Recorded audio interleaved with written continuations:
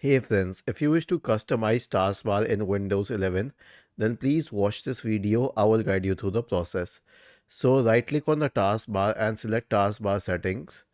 And now you can change the search box. You can hide it.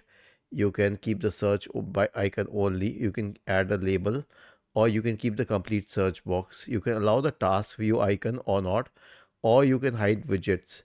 You can also add the pen menu if you want to, but it's not available on every system, only when the pen is in use, or touch keyboard. Okay, always. No, I don't like it though, but you'll get the touch keyboard icon here. Okay, and then you can add all delete system tray icons. And other than this, you can also change taskbar behaviors like its alignment from center to left or left to center, or automatically hide the taskbar or badges or flashing. Was this helpful? If yes, then please subscribe to the channel.